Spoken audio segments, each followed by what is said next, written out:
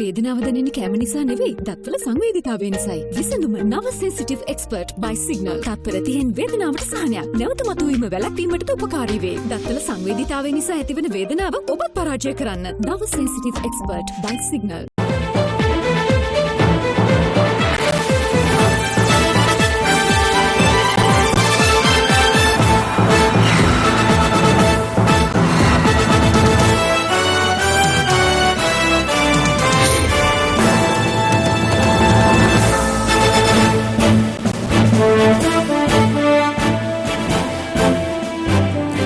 ආයුබෝවන් සියලු සමීක්ෂණ වාර්තා නැවත නැවතත් තහවුරු කර ලංකාවේ අංක 1 ප්‍රවෘත්ති ප්‍රකාශය.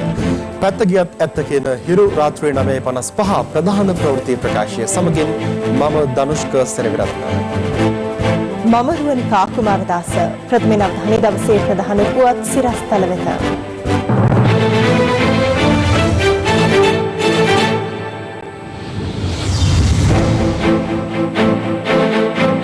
ක්‍රිකට් පාවාදීමේ සිද්ධිය ගැන විමර්ශන ඇරඹෙයි.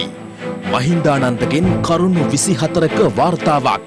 මම කරුණු කාරණා 24ක් සඳහන් කරලා තියෙනවා. මේ තරගාවලිය පරාජය වෙන්න සැක සහිත හේතු වන කාරණා. ඒ වගේම හිරු නාලිකාවේ 2017 සම්මුඛ සාකච්ඡාවකදී මම මේ පිළිබඳ ප්‍රකාශයක් කරනවා. පාස්කු ප්‍රහාරයෙන් පසු කළ යුත්තේ කුමක්දයි සිනමන් බ්‍රෑන්ඩ් බෝම්බකරු සිය බිරිඳට උපදෙස් දුන් හඬපටයක් මාධ්‍යයට. මදියුදීන්ගේ විල්පත්තු නඩු තීන්දුවට අභියාචනාධිකරණය දින දෙයි. මැතිවරණ කොමිසමේ රත්නජීවන් හෝල් ෆෙඩරල් ඉල්ලයි. ජනපති මහබැංකු මුදල් මණ්ඩලයට යෝජනා කළ සමාජිකයින්ට ආණ්ඩුක්‍රම ව්‍යවස්ථා සභාවේ අනුමැතිය.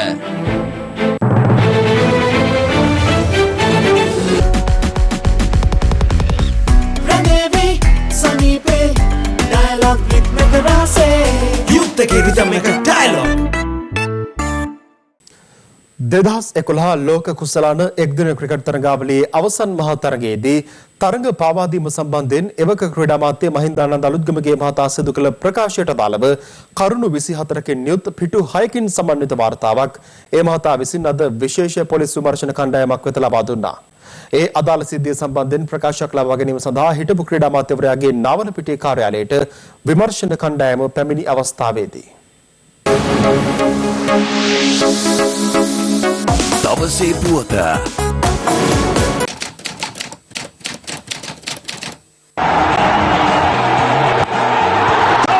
finishes off in style. A magnificent strike into the crowd. India lift the World Cup after 28 years. තරගය තිබූ දවසේ ජ්‍යෙෂ්ඨ ක්‍රීඩකයෙක් තම රෙස්ට් රූම් එකේ සිගරට් 55ක් බිව්වයි කියන කලමනාකරු වාර්තාවක් අපිට ලැබිලා තිබුණා. තරගාවලියෙන් පස්සේ ඊට පහුවදාම කණ්ඩායමේ නායකයා කිසිදු හේතුවක් නැතුව තමන්ගේ ඉල්ලාස්වීමේ ලිපිය අපිට බාර දුන්නා. ක්‍රිකට් පාලක මණ්ඩලයටත් ක්‍රීඩා අමාත්‍යාංශයටත් මේ පරාජය පිළිබඳ යම් සැකයක් මතුවන කාරණයක් අපිට තිබුණා. තරගාවලියෙන් පස්සේ ක්‍රිකට් පාලක මණ්ඩලයට නව පිරිසක් තේරීපත් වුණා. එතනින් එහාට ඒ පරීක්ෂණය ගියේ නැහැ. එම ප්‍රකාශයෙන් වසර 3කට පසු යලි 2011 ලෝක කුසලාන ක්‍රිකට් තරගාවලියේ අවසන් මහා තරගයේදී තරග පාවාදීමක් සිදු වෙති බවට හිටපු ක්‍රීඩා අමාත්‍යවරයා කරුණු හෙළි කළේ ගෙවුණු බ්‍රහස්පතින්දා හිරු ටීවී සමග විශේෂ සම්මුඛ සාකච්ඡාවකට එක් වෙමින්. 2011 ලෝක කුසලාන තරගාවලිය අපිට ජයග්‍රහණය කරන්න තිබුණු තරගාවලියක් අපි පරාජයට පත් කරගත්තයි කියන මතේ මම ඉන්නවා. මේක තරග පාවාදීමක් වෙන්න පුළුවන්. ඒක මුදලට පාවාදීමක් වෙන්න පුළුවන්. ඒකට අවශ්‍ය තොරතුරු තියෙනවා. මෙම ආందోලනාත්මක ප්‍රකාශයට ප්‍රතිචාර දක්වමින් විවිධ පාර්ශව කියා සිටියේ තරග පාවාදීමට අදාළව සාක්ෂි හෙළිදරව් කරන ලෙසයි. ඒ අතරතුර වත්මන් ක්‍රීඩා අමාත්‍ය ඩලස් අලහපෙරු මහතාගේ උපදෙස් මත ක්‍රීඩා අමාත්‍යාංශයේ ලේකම්වරයා මේ සම්බන්ධයෙන් විමර්ශනයක් සිදු කරන ලෙස ක්‍රීඩාවට සම්බන්ධ වැරදි වැළැක්වීමේ විශේෂ ඒකකයේ වෙත ලිඛිත පැමිණිල්ලක්ද ඉදිරිපත් කළා.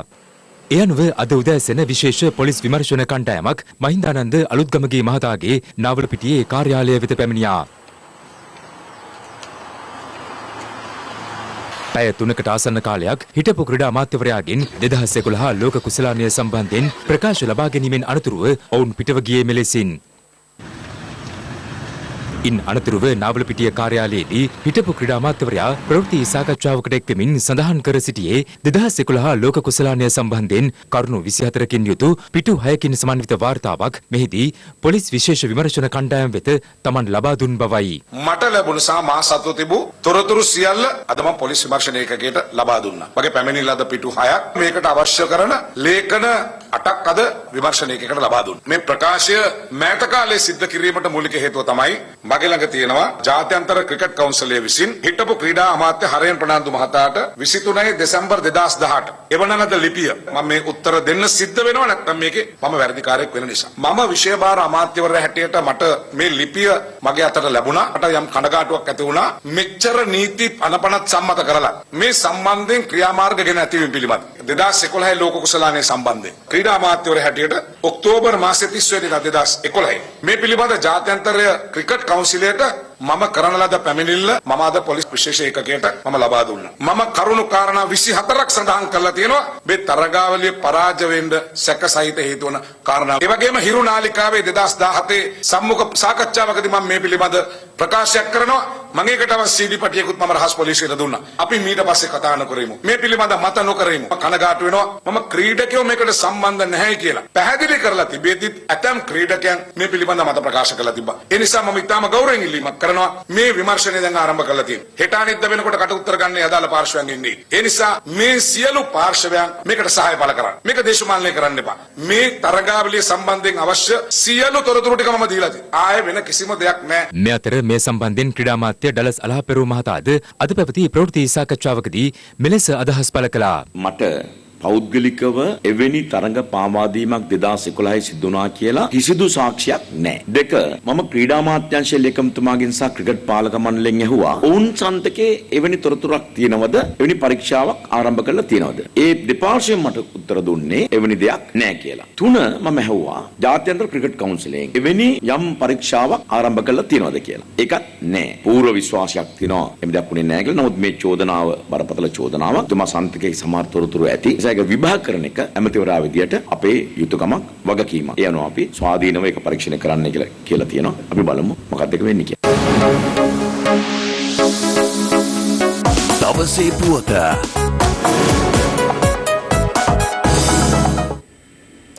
පාස්කු ඉරිදින ප්‍රහාර මාලාවේ සින්වන් ග්‍රෑන්ඩ් බෝම්බකරුගේ මෙතෙක් නොදුටු ක්‍රියාකාරකම් වලට අදාළ CCTV දර්ශන පෙළක් අපරාධ පරීක්ෂණ දෙපාර්තමේන්තුව ජනාධිපති කොමිසම හමුවට ඉදිරිපත් කළා.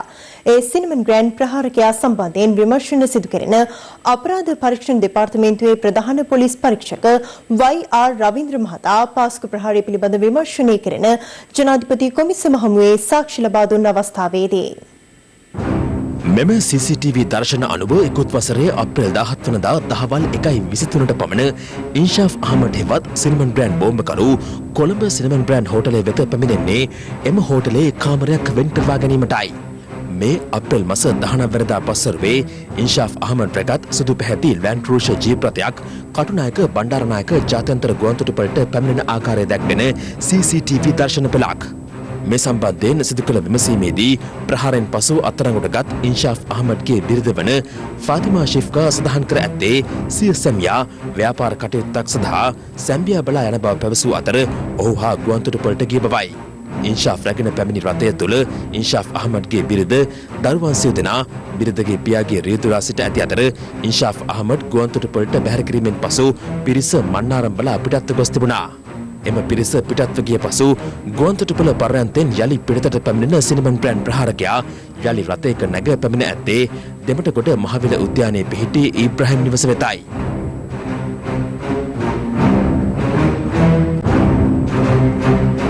පාස්කු ප්‍රහාරය එල්ල වූ ඉකුත් වසරේ අප්‍රේල් 21 වන දින පිටිය රැදී ගමන් මල්ලක්ද රැගෙන සිනමන් බ්‍රෑන්ඩ් හෝටලේ තැප්‍රබෙන් ආපන ශාලාවට ඇතුළු වන ඉන්ෂාෆ් අහමඩ් සිය මරාගෙන මැරෙන බෝම්බය පුපුරවා හරින්නේ පෙරවරු 9:12ටයි.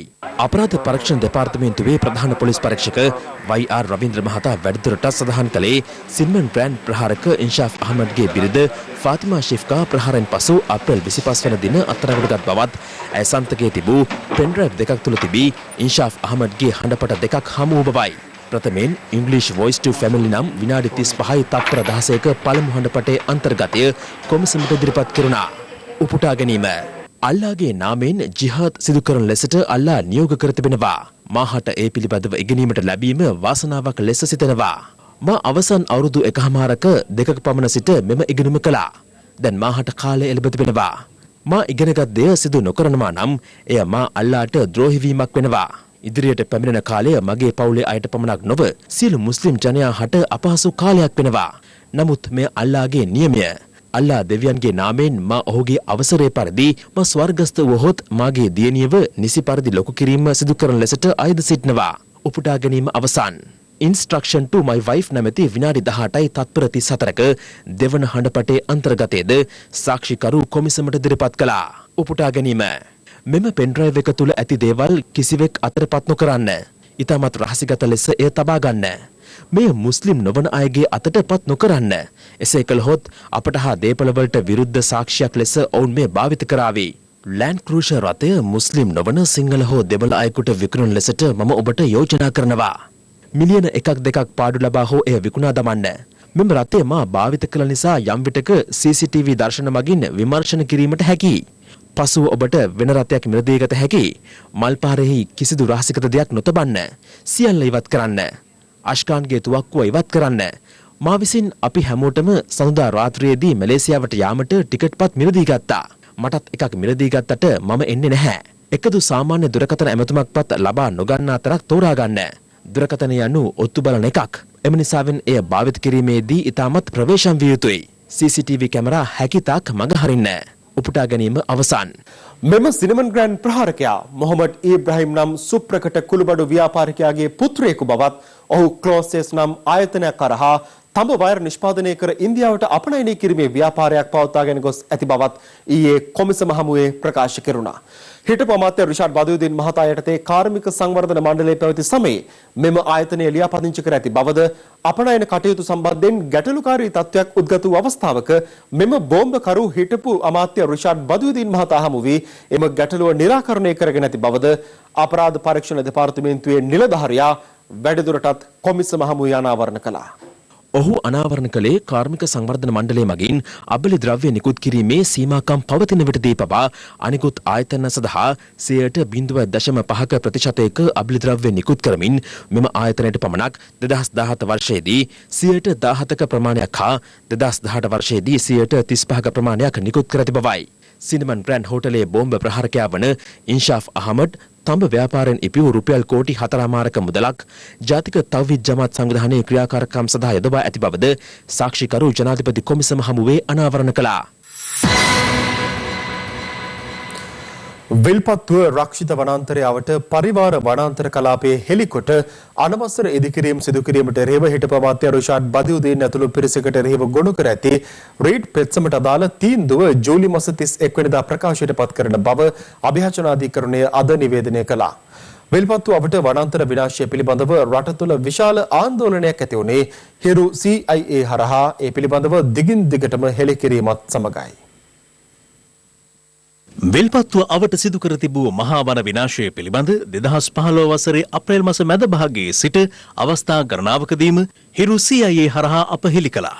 එම හෙළිදරව්වත් සමග විල්පත්තුව පිළිබඳ සමාජයේ දැඩි අවධානයක් ඇති වූ අතර සමාජ මාධ්‍යවලද මෙම වන විනාශය පිළිබඳ එවකට විසල් කතිකාවක් ඇති කළා. පරිසර යුක්ති කේන්ද්‍රයේ විසින් විල්පත්තු වනාන්තර කලාපයේ ආසන්නයේ මන්නාරම සිලාවතුර මරච්චිකට්ටු රක්ෂිත වනාන්තර කලාපයේ වනසා දැමීම පිළිබඳව අධිකරණයට රණ්ඩුවක් ගොනු කළේ. ඒ අතරතුරයි පරිසර යුක්ති කේන්ද්‍රය අධිකරණයට කරුණු දක්වා තිබුණේ වෙල්පත්තුව රක්ෂිත වනාන්තර කලාපයේ ආසන්නයේ මරච්චිකට්ටු රක්ෂිත වනාන්තර කලාපයේ අක්කර 2388ක් එළිපෙහෙළි කොට එහි අනවසර ඉදිකිරීම සිදු කිරීම තුළින් විශාල පරිසර හානියක්ද සිදු ඇති බවටයි. මෙම පෙත්සමේ වගඋත්තරකරුවන් ලෙස හිටපු අමාත්‍ය රිෂාඩ් බදියුදීන් මධ්‍යම පරිසර අධිකාරිය වන සංරක්ෂණ දෙපාර්තමේන්තුව ඇතුළු පාර්ශව කිහිපයක් නම් කර තිබුණා. මෙම නඩු විභාගයේ අවසන් කොට ඉකුත් වසරේ අගෝස්තු මාස තීන්දුව ප්‍රකාශයට පත් කිරීමට නියමිතව තිබුණත් ඒ විභාග කළ වෙනසුරු මහින්ද සමයවර්ධන මහතා අදාළ තීන්දුව ප්‍රකාශ කිරීමට අකමැත්ත පළ කිරීම හේතුවෙන් අදාළ පෙත්සම මුල සිට යලි විභාග කිරීමට අභියාචනාධිකරණයේ සභාපතිවරයා තීන්දුව කර තිබුණා. විශේෂයෙන් අද දින නඩුව නඩුව කැඳවනු ලැබුවේ 7 වන වග උත්තරකාර රිෂාඩ් බදුදීන් මහතා විසින් මෙම නඩුවට ලිඛිත දේශන ගොනු කරනවාද නැද්ද යන කාරණය පිළිබඳව අධිකරණය කරුණු විමසීමටයි පිනිසිට නීතිඥවරුන් කියා සිටියා. ඒ මහතා විසින් 2018 වසරේදී පෙර විනිසුරු මණ්ඩල ඉදිරියේ ගොනු කර තිබූ ලිඛිත දේශනයේ මත නඩු තීන්දුව දෙන ලෙස ඉල්ලා සිටියා. ඒ අනුව ගරු අභියාචනාධිකරණය මෙම නඩුවේ තීන්දුව ජූලි මාස 31 වෙනි දින ප්‍රකාශයට පත් කරන බව අද දින විවෘත අධිකරණයේදී දැනුම් දුන්නා. ශ්‍රී ලංකා මහ බැංකුවේ මුදල් මණ්ඩලයේ පුරක්පාඩුව පවතින සමාජිකයන් දෙදෙනා සඳහා ආචාර්ය රාණී ජයමහා මහත්මිය සහ සමන්ත කුමාරසිංහ මහතා පත් කිරීමට ආණ්ඩුක්‍රම ව්‍යවස්ථා සභාවේ අනුමැතිය හිමිව තිබෙනවා. එම සභාව අද පස්වරුවේ රැස් වූ අවස්ථාවේදී ආණ්ඩුක්‍රම ව්‍යවස්ථා සභාව අද පස්වරුවේ කතානායක නිලනිවසේදී රැස් වුණේ හිටපු කතානායක කරු ජයසූරිය මහතාගේ ප්‍රධානත්වයෙන්. අග්‍රාමාත්‍යවරයා ඇතුළු ආණ්ඩුක්‍රම ව්‍යවස්ථා සභාවේ සමාජිකයන් පිරිසක් ඊට එක්ව සිටියා. ශ්‍රී ලංකා මහ බැංකුවේ මුදල් මණ්ඩලයේ පුරප්පාඩුව පවතින සමාජිකයන් දෙදෙනා සඳහා ජනාධිපති ගෝඨාභය රාජපක්ෂ මහතා විසින් ආචාර්ය රාණී ජයමා මහත්මිය සහ සමන්ත කුමාරසිංහ මහතාගේ නම යෝජනා කර තිබූ අතර ඊට ආණ්ඩුක්‍රම ව්‍යවස්ථා සභාවේ අනුමැතිය හිමිව තිබෙනවා. ආචාර්ය රාණී ජයමා මහත්මිය ශ්‍රී ලංකා මහ බැංකුවේ හිටපු නියෝජ්‍ය අධිපතිනියක් වනවා. සජිත් ප්‍රේමදාස මහතා සහ තවත් නියෝජ්‍යයන් කීප දෙනෙක් සහභාගී වුණේ. නමුත් ඒ ඝන පූර්ණය සම්පූර්ණ වෙලා තිබුණා. ඒ අනුව තමයි ව්‍යවස්ථාධාරක සභාව අද දිනේදී පැවැත්වුණේ. දැන් පාර්ලිමේන්තුවක් නැති කාලෙක ඇත්තටම රටේ ජනතාවගේ දේශපාලන අයිතිවාසිකම් රටේ ව්‍යවස්ථාව පිළිබඳ මැදිහත් වීමට මෙවැනි ඒකාබද්ධ ව්‍යුහයක් තිබෙන එකේ වැදගත්. ඒ නිසා අපි හිතනවා ව්‍යවස්ථාධාරක සභාව තිබීම ඉතාම වැදගත් කියලා. අමතරව මේ කොමිෂන් සභාව විචාරණය විචාරණ ලක් වෙනවා මේ දිනවල. කොවිඩ් වසංගතය ඇතුලේ මැතිවරණයක් තබන තමයි ආණ්ඩුව උත්සාහ කළේ. ඒක වළක්වුණේ ඇත්තටම මැතිවරණ කොමිසමට ස්වාධීන බලයක් තිබිච්ච නිසා. ඒ වගේම අධිකරණය පිළිබඳ යම්කිසි සාමාන්‍ය සාධාරණ හරි විශ්වාසයක් තිබෙනවා නම් ඒක ගොඩනැගලා තිබෙන්නේ මේ අධිකරණය නිලධාරීන් පත් කිරීමේ යම්කිසි බලයක් මේ ඒකාබද්ධ ව්‍යවස්ථා කොමිෂන් එකට ලැබිලා තිබෙන නිසා. ඇත්තටම මේ කොමිෂන් සභාවලට තියෙන විවේචනය ගොඩනැගුවේ ජනාධිපතිවරු. විශේෂයෙන්ම හිටපු ජනාධිපතිවරු මෛත්‍රීපාල සිරිසේන. මෑතර කොවිඩ්-19 වසංගතය හේතුවෙන් පීඩාවට පත් වූ ව්‍යාපාර පුනර්ජීවනය කිරීම සඳහා ශ්‍රී ලංකා මහ බැංකුව රජය හා එක්ව ක්‍රියාවට නංවා ඇති සෞභාග්‍ය ණයෝජනා ක්‍රමයේ පළමු අදියර ලෙස ව්‍යාපාර 13861ක් සඳහා 4%ක සහන පොලි අනුපාතිකයක් යටතේ ණය ව්‍යාපෘතියක් අනුමත කර තිබෙනවා. ඒ සඳහා අනුමත කර ඇති මුදල රුපියල් බිලියන 27.9ක්. මේ සඳහා මාස 6ක ආපසු ගෙවීමේ සහන කාලයක් හිමිවන අතර ණය ආපසු ගෙවීමේ කාල සීමාව වසර 2ක්. මෙම ණයෝජනා ක්‍රමයේ දෙවන අදියර ලෙස රුපියල් බිලියන 121ක් 101ක වාර්ෂික පොලි අනුපාතිකයක් යටතේ වාණිජ්‍ය බැංකු වෙත ලබා දීමට නියමිත අතර එම අරමුදල් බැංකු පද්ධතිය හරහා කොවිඩ්-19 ව්‍යසනය හේතුවෙන් පීඩාවට පත් වූ ව්‍යාපාර යළි ගොඩනැංවීම සඳහා 4%ක සහනදායී පොලි අනුපාතිකයක් යටතේ මුදා හැරීමට අවශ්‍ය කටයුතු සම්පාදනය කර තිබෙනවා. හරින් ප්‍රනාන්දු හිටපු මන්ත්‍රීවරයා කොළඹ අගරාධගුරු අතිඋතුම් මැල්කම් කාදන රංජිත් තිබිපාණන් සම්බන්ධයෙන් කළ ප්‍රකාශයට අදත් පූජ්‍ය පක්ෂය සහ දේශපාලඥයන් සිය අප්‍රසාදය පළ කළා.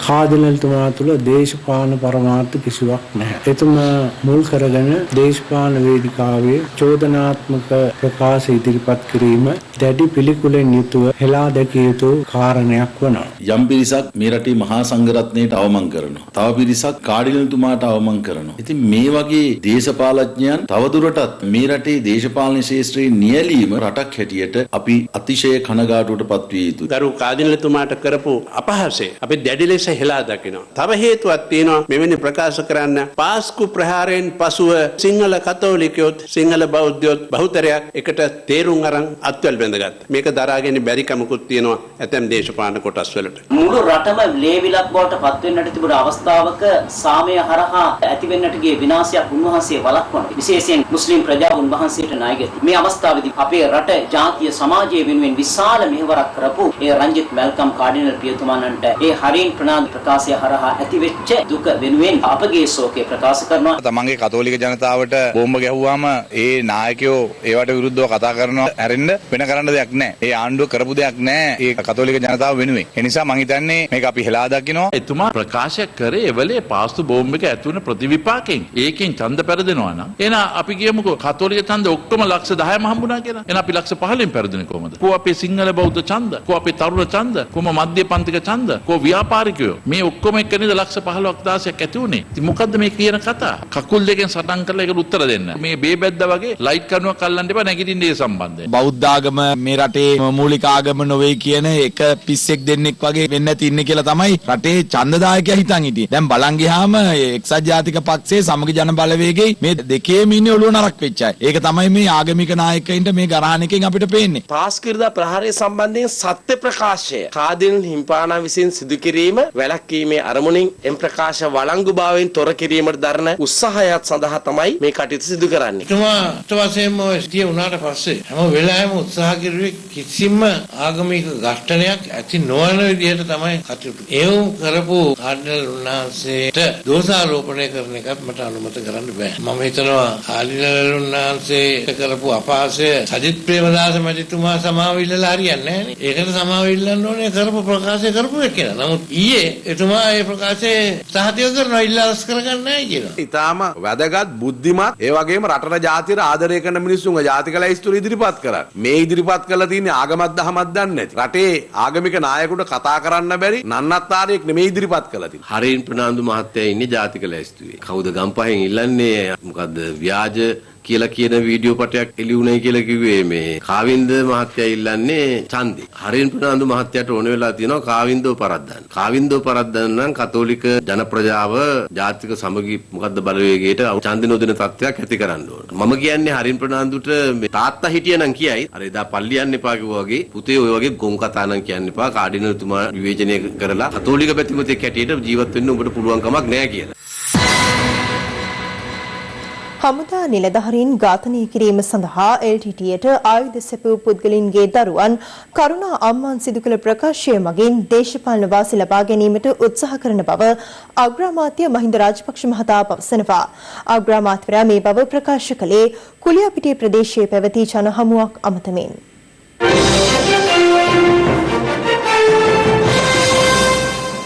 ජනාධිපතිවරයාට අවශ්‍ය වෙන්නේ පාර්ලිමේන්තුව මේ නීති රීති සකස් කරලා එතුමාට කරන වැඩ කොටස ඉදිරියට ගෙන යන්න පුළුවන් කණ්ඩායමක්. ඒක UMP ප්‍රේමදාසට කරන්න බෑ ගිහිල්ලා. ප්‍රේමදාස ආවොත් ඒකේ අනිත් පැත්ත කරයි. එයාට පුළුවන් කියලා පටන් ගත්තේ.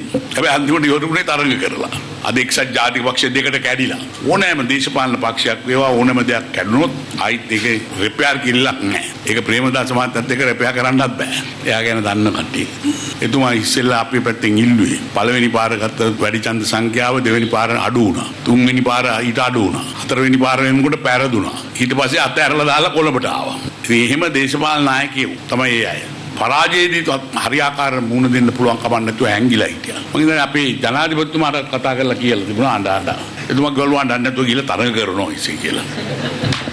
දේශපාලනය කරනවා කියලා. අද වෙනකොට කතෝලික ජනතාවට මේ පූජක නායක ඕනෑම ආගමක අපේ බෞද්ධයන් වේවා මහානායක හාමුදුරන්ට අපහාස කරොත් ඒකට දෙන්න දඬුවම දෙනවා ජනතාව. එහෙම කරන්න බෑ. ඉතින් ඒතුමාට අපහාස කරයින් පස්සේ මොකද තියෙන තත්ත්වය? ඉතින් එවන්නත් අවබෝධ කරගන්න නැති පක්ෂයක්. අද මොකද වෙලා තියෙන්නේ ඊළඟට? අපි දැන් එදා කතා කරනකොට දැන් කියනවා මහලොකුට අපි තුලත් එක්ක අරවා කරනවා මේවා කරන්න යනවා කියලා. කරුණා කතාවක් කරපු එකක් ගැන ඒක වරාටා උනේ වැරදි විදිහට තමයි කියලා කරුණා කියන්නේ. කරුණා ආයුධ දුන්නේ කවුද කියලා එතුමා කිව්වේ නෑනේ. කරුණාට හා අනිත් අයට LTTට ආයුධ දුන්නේ කවුද?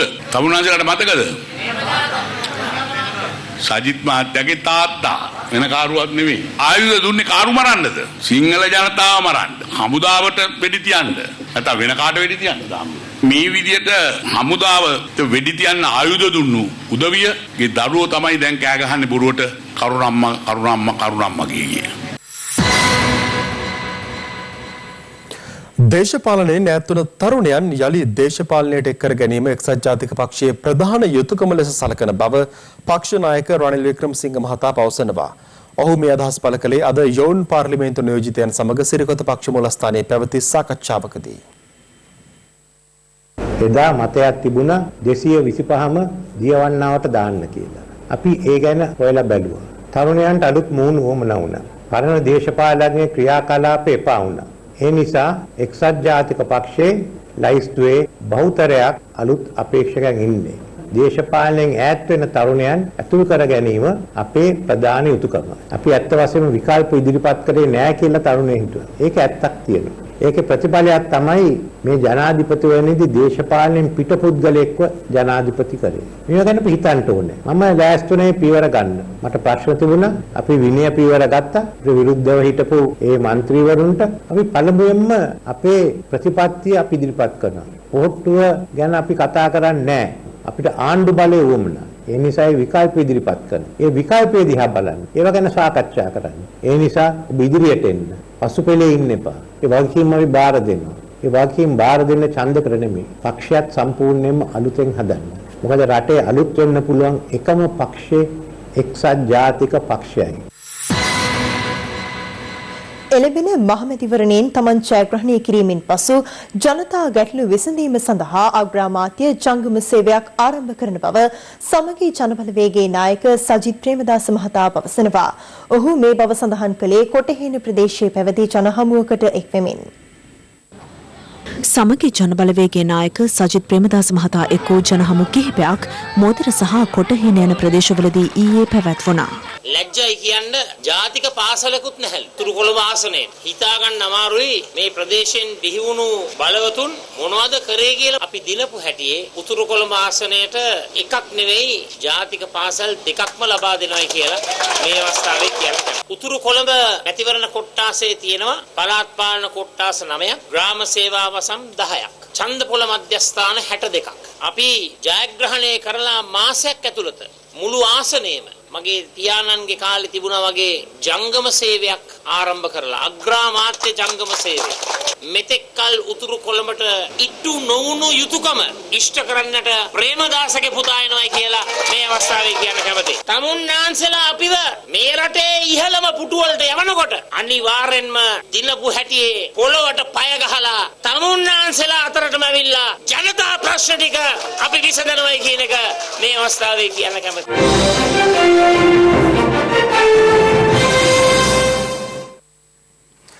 යුද සමයේදී හමුදා සැබළුන් ඝාතනය කළ බවට විනයගමූර්ති මුරලීධරන් හෙවත් කරුණා අම්මාන් කළ ප්‍රකාශයට එරෙහිව අදත් දේශපාලඥයින් ඇතුළු විවිධ පාර්ශව අදහස් පළ කළා.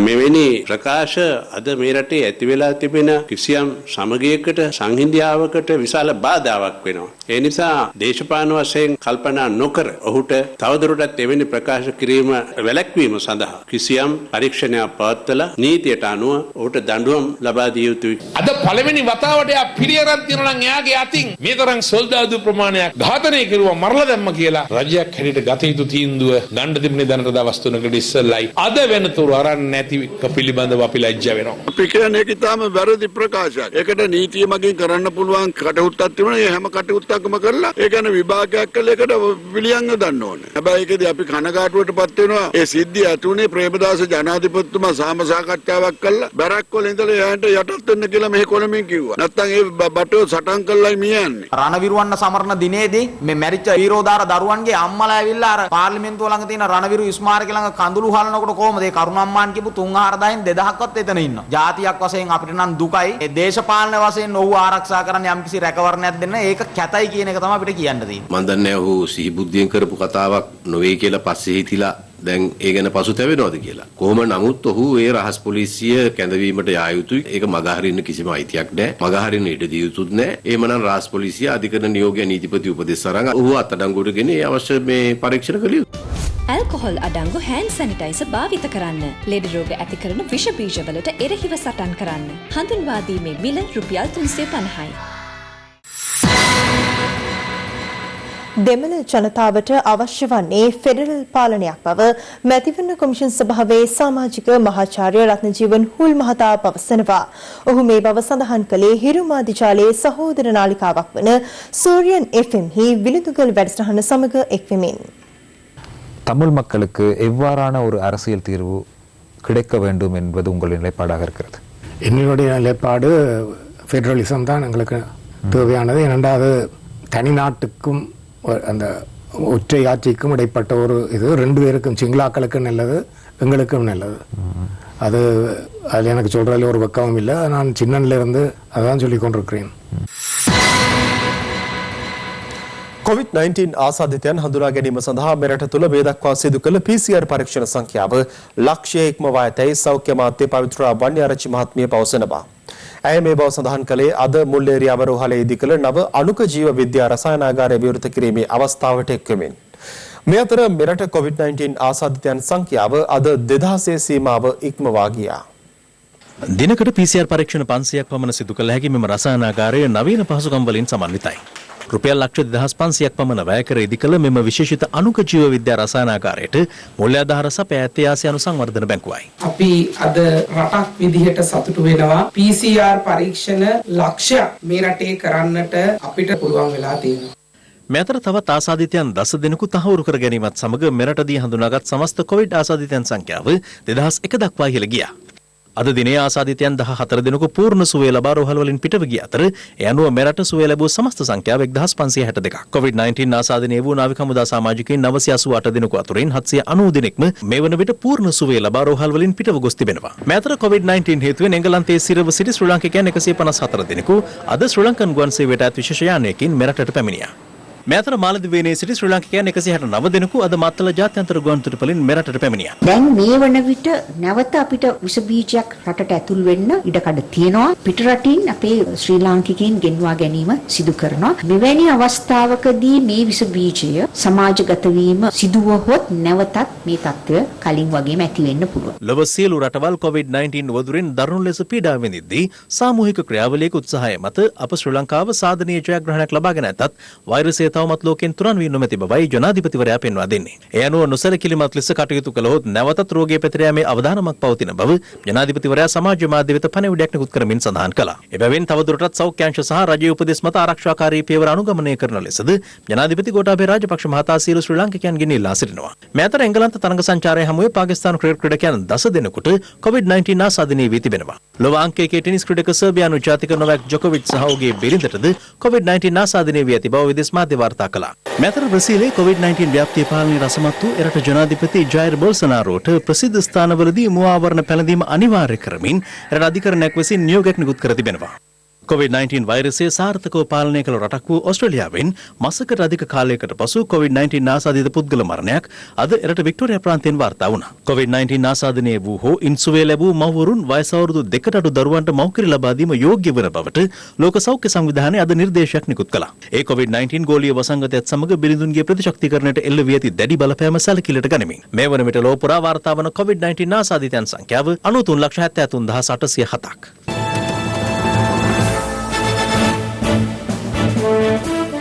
රාජකිරිය ප්‍රදේශයේදී තරුණයෙකු රිය අනතුරට ලක් කිරීමේ සිද්ධිය සම්බන්ධයෙන් හිටපු පාර්ලිමේන්තු මන්ත්‍රී පාටලි චම්පික රණවක සහ වැලිකඩ පොලිස් ස්ථානයේ හිටපු ස්ථානාධිපති සුදත් අස්මඩලට එරෙහිව අධිචෝදනා ඉදිරිපත් කරන බව නීතිපතිවරයා අධිකරණයට දැනුම් දුන්නා.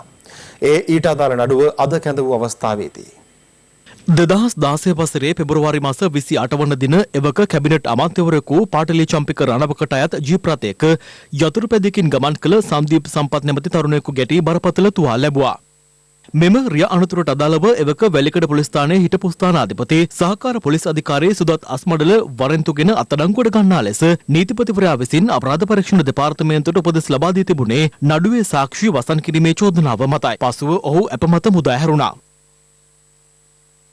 කෙසේ වෙතත් මෙම අනතුරට අදාළ නඩුව කොළඹ අතිරේක මහේස්ත්‍රාත් කාංචනා නිරංජනී සිල්වා මහත්මිය ඉදිරියේ අද කැඳවනු ලැබුවා. එහිදී නීතිපතිවරයා වෙනුවෙන් පෙනී සිටි නියෝජ්‍ය සොලිසිටර් ජෙනරාල් දිලීප පීරිස් මහතා සඳහන් කළේ මෙම නඩුවේ සැකකරුවන් ලෙස නම් කර සිටින හිටපු අමාත්‍ය පාටලි චම්පික රණවක සහ වෙලිකඩ පොලිසියේ හිටපු ස්ථානාධිපති සහකාර පොලිස් අධිකාරී සුදත් අස්මඩල යන අයට එරෙහිව වෙන් වශයෙන් කොළඹ මහා අධිකරණයේ හමුවේ අධිචෝදනා ගොනු කිරීමට පියවර ගන්නා බව නීතිපතිවරයා විසින් දැනුම් දුන් බවයි. අදාළ අනතුර පිළිබඳ විමර්ශන සිදු කළ කොළඹ අපරාධ කොට්ටාශය නිලධාරීන් එහිදී අධිකරණය වෙත දන්වා සිටියේ සිද්ධියට අදාළ විමර්ශන කටයුතු අවසන් කර ඇති බැවින් අවශ්‍ය උපදෙස් ලබා ගැනීම සඳහා විමර්ශන ගොනු නීතිපති දෙපාර්තමේන්තුවට යොමු කර ඇති බවයි. ඒ අනුව මෙම පැමිණිල්ල සැප්තැම්බර් මාස 2 වෙනිදා යලි කැඳවීමට නියෝග කළ අතිරේක මහේස්ත්‍රාත්වරිය එදිනට මෙම ගොනුවල ප්‍රගතිය වාර්තා කරන ලෙසද රජයේ නියෝජ්‍ය සොලිසිටර් ජෙනරාල් දිලීප පීරිස් මහතාට නියෝග කළා. මාතලේ ගලේවෙල අලුත්වැව ප්‍රදේශයේ සුනකින් ඝාතනය කිරීමේ සිද්ධියක් සම්බන්ධයෙන් පොලිසිය පරීක්ෂණයක් ආරම්භ කර තිබෙනවා. ප්‍රදේශවාසීන් පැවසුවේ විෂ ශරීරගත කොට සහ පහර දී මරා දැමූ බවට සැක කෙරෙන සුනක සිරුරු කිහිපයක් හමු වූ බවයි. මේ ගලේපෙළ අලුත්ව ප්‍රදේශයට අද පෙරරුවේ ගිය අප වාර්තාකරුට දැකගත හැකි වූ දර්ශනයි. ප්‍රදේශයේ තැන තැන සුනකින් 12 දිනක පමණ මෙලෙස මේ ගොස් තිබුණා. කීරද දැක්කේ මේ? උදේ තමයි දැකලා තියෙන්නේ. තමයි සේරම දාන්නේ. කටව දාන්න හිටපේ. ඇයි මේ වගේ පහත් වැඩ කරන්නේ අහිංසක සත්තුන්ට? ගඳ හින්ද වල දැම්ම බල්ලෝ දෙන්න. ඉදිමිලා හිටියේ. ප්‍රදේශවාසීන් චෝදනා කරන්නේ ප්‍රදේශයේ සත්ව ගොවිපලක හිමිකරුවන් විසින් කිසියම් විෂක් ශරීරගත කර හෝ පහර දී මෙම සුනකින් ඝාතනය කර ඇති බවටයි. කොල්ල කියන්නේ ආදරයට මං ඇවිල්ලා බලනකොට සෙම තිබ්බ කටේ කොහෙවත් ලේ පාරක් තිබ්බේ නැහැ. මං දුක ඉන්න දන්නේ බලුගෙත් ඉතින් හරි ආදරෙන් හදාපු සත්තු අප්පා. කලක සිට එම සත්ව ගොවිපලේ හිමිකරුවන් මෙලෙස ප්‍රදේශයේ සුනකින් ඝාතනය කිරීමට කටයුතු කරන බවට ප්‍රදේශවාසීන් චෝදනා කරනවා. ලොකු මෙච්චර විතර මහත ලෑල්ලා කරන් ලෑල්ලෙන් ගැහුවා බල්ලට. ඒගලන් මම වන්නන්නේ නෙක ගැහුවා ආවේ නෑ. ඉතින් ඒ බල්ලට වෙඩි තිබ්බ වෙඩි තියලා ඉවරලා මේ වුණාන් පස්සේ පොල්ලෙන් ගහලා මැරුවා. අදාළ සත්ව ගොවිපලේ අපද්‍රව්‍ය අක්‍රමවතාකාරයෙන් ප්‍රදේශය පුරා බැහැර කර ඇති බවටද චෝදනා නගර ප්‍රදේශවාසීන් පෙන්වා දෙන්නේ. මේ සම්බන්ධයෙන් අදාළ බලධාරීන් දැනුවත් කළත් මෙතෙක් නිසි ක්‍රියාමාර්ගයක් ගෙන නොමැති බවටයි. පොලිසියට දැනුම් දුන්නා, ඊටමගල පරිසර අධිකාරියට දැනුම් දුන්නා. ඒගොල්ලෝ කිව්වේ අපද්‍රව්‍ය බැහැර කරනකොට බලකට හරි ඒව කරන්න කියලා. නමුත් ඒගොල්ලෝ කරන්නේ නැහැ. අපි හැම එකටම දැනුම් දුන්නා ඉන්න බෑ ගෙවල් පැත්ත පළාතක ගඳ එනවා. එයාලට දැනුම් දුන්නාට වැඩක් නැහැ. එයාලා ඒව ගණන් ගන්නේ නැහැ. මම කියන්නේ දෙපාරක් මට ගහන්නව දෙපාරක්. ගල්කුරියක බලපෑම හේතුවෙන් මහියංගනය රෙදි මාලියද්ද ප්‍රදේශවාසීන් පිරිසක් මුහුණ දෙන පීඩාව සම්බන්ධයෙන් හිරු 11:55 මධ්‍යහන පුවත් ප්‍රකාශය ඔස්සේ අප වාර්තා කළා. මේ අතර අද පස්වරුව වන විට එම ගැටලුව උණුසුම් මුහුණුවරක් දක්වා වර්ධනය වී තිබුණා. මහියංගනය රෙදි මාලියද්ද සේරාන ප්‍රදේශයේ විශාල භූමි ප්‍රදේශයක පිහිටා ඇති ගල්කුරියක් හේතුවෙන් ප්‍රදේශවාසීන් දැඩි පීඩාවට ලක්ව සිටිනවා. මේ සම්බන්ධයෙන් හිරු ටීවී රතු මිනිත්තුව අද තොරතුරු අනාවරණය කළා. ඩීන් ගාන සද්දයක් ආවා. ඊට පස්සේ කාමරේ කුඩු වුණා. කළු ගලක් නෙමෙයි. මේකත් ඇවිල්ලා වැදුනොත් සාමාන්‍ය මිනිසෙකුට මොනවා වෙයි? මධ්‍යම පරිසර අධිකාරියෝ ප්‍රාදේශීය නිලධාරී මේ ඇවිල්ලා පරිසර පවත්වන යනවා විතරයි වැඩක් කෙරෙන්නෙම නෑ. මේ අතර මෙම ගල්කුරිය ඉවත් කරන ලෙස රෙදි මාලියද්ද සේරාන ගම් වාසීන් පිරිසක් අද උදෑසන මහියංගනය අම්පාර ප්‍රධාන මාර්ගය 47 කණුව ප්‍රදේශයෙන් අවහිර කරමින් මෙලෙස උද්ඝෝෂණයක නිරත වුණා.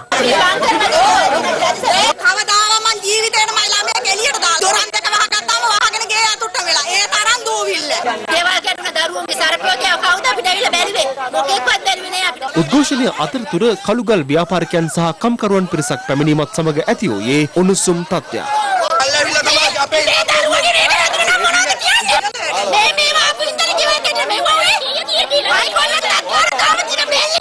තත්ත්වය පාලනය කිරීමට පොලිසියටද මැදිහත් වීමට සිදු වූ අතර මහියංගනය සහකාර පොලිස් අධිකාරිවරයා උද්ඝෝෂණයේ නිරත පිරිසට කරුණු පැහැදිලි කර දුන්නේ මෙලෙසින්.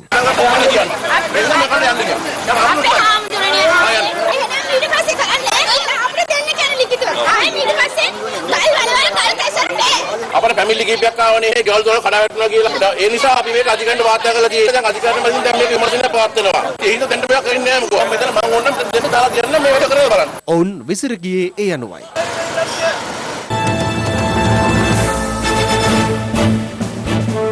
තවත් දේශීය පුවත් කිහිපයක් සමගින් දැන් රටවටා හිරු. රටවටා හිරු.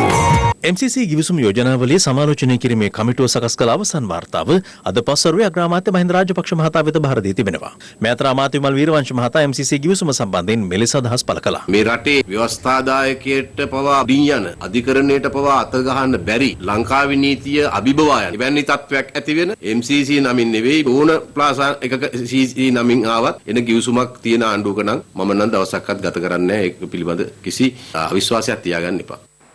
නීති විරෝධී ලෙස අලිපැටවෙකු ළඟ තබා ගැනීම සම්බන්ධයෙන් එල්ල වූ චෝදනාවට අදාළව හිටපු මහේස්ත්‍රාත් තිලින ගමගේ මහතා දේශපාලන පරිගැනීම් පිළිබඳ විමර්ශනය කරන ජනාධිපති කොමිසම හමුවේ කළ පැමිණිල්ල අද විභාග කර අවසන් කෙරුණා. අදාළ ජනාධිපති කොමිසම හමුවේ විභාගය අවසන් කරනු පළමු පැමිණිල්ල ඒ වන අතර සිද්ධිය පිළිබඳ කොමිසමේ නිගමන ඉදිරියේදී ජනාධිපතිවරයා වෙත යොමු කිරීමට නියමිතයි. ETI සමාගමේ සහ ඊට අනුබද්ධ ආයතනවල අයථා මුදල් තැන්පතු බහර ගැනීම සම්බන්ධයෙන් ශ්‍රී ලංකා මහ බැංකුව 2012 වසරේදීද නීත්‍යානුකූලව කිසිදු ක්‍රියාමාර්ගයක් නොගත් බව ETI සමාගමේ සිදු වූ බව කියන අක්‍රමිකතා සහ අයථා ක්‍රියාකලාපයන් පිළිබඳ සොයා බැලීමට පත් කළ විශේෂ ජනාධිපති කොමිෂන් සභාවේදී අද අනාවරණ වුණා. නොරොච්චෝලේ නව ගල් අඟුරු විදුලි බලාගාරයක් ඉදිකිරීම සඳහා නීති කටයුතු ක්‍රියාත්මක කිරීමට රුපියල් මිලියන 17.5ක මුදලක් වැය කරමින් බාහිර නීතිඥවරයෙකුගේ සේවය ලබා ගැනීමට ලංකා විදුලි බල මණ්ඩලයේ අධ්‍යක්ෂ මණ්ඩලයේ ගත් තීරණයක් විශේෂ භාර අමාත්‍ය මහින්ද අමරවීර මහතාගේ උපදෙස් පරිදි අත්විඳීමට තීරණය කර තිබෙනවා. නොරොච්චෝලේ ලක්විජය බලාගාරයේ ගල් අඟුරු අලු එක්වරම ඉලත් අඩියේ ප්‍රදේශයේ වගා බිම්වලට විසිර යාම හේතුවෙන් ගොවීන් පීඩාවට පත්ව සිටිනවා. මෙන්නේරිය යෝධ ඇලේ සිටි අඩි 8ක් පමණ දිග කිඹුලෙක් ප්‍රදේශවාසීන් විසින් දැඩි පරිශ්‍රමයක් දරා අල්ලාගෙන වනජීවි නිලධාරීන්ට බාර දීමට කටයුතු කළා.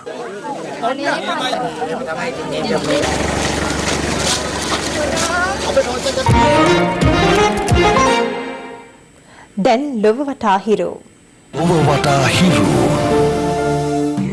ඉන්දියාවේ නවදිල්ලිය ගුණවර පිහිටි පාකිස්තාන මහ කොමසාරිස් කාර්යාලයේ සේවය කරන නිලධාරීන් පිරිස නිරපය හැරීමට ඉන්දියාව කටයුතු කර තිබෙනවා. ඒ අදාළ නිලධාරීන් ඉන්දියාවේ ඔත්තු බැලූ බවට සහ ත්‍රස්තවාදීන් සමග සම්බන්ධතා පැවැත්වූ බවට චෝදනා කරමින් මේ අතර පාකිස්තානයේ ඉස්ලාමාබාද් නුවර පිහිටි ඉන්දිය මහ කොමසාරිස් කාර්යාලයේද සේවකීන් පිරිසක් නිරපය හැරීමට පාකිස්තානයේ පියවරගෙන ඇති බවට ඉන්දිය විදේශ කටයුතු අමාත්‍යාංශය නිවේදනය කරනවා. කෙසේ වෙතත් පාකිස්තානයේ ඉන්දිය මහ කොමසාරිස් කාර්යාලයේ සේවකීන් පිරිසකට මීට පෙරත් හිරිහැර සිදු වූ බවට මාධ්‍ය වාර්තා පළ වූ අතර ඊට ප්‍රතිචාර දැක්වීමක් ලෙස ඉන්දියාව පාකිස්තාන නිලධාරීන් නිරපය හැරීමේ තීරණයකට එළඹ ඇති බවයි විදේශ මාධ්‍ය වාර්තා කළේ.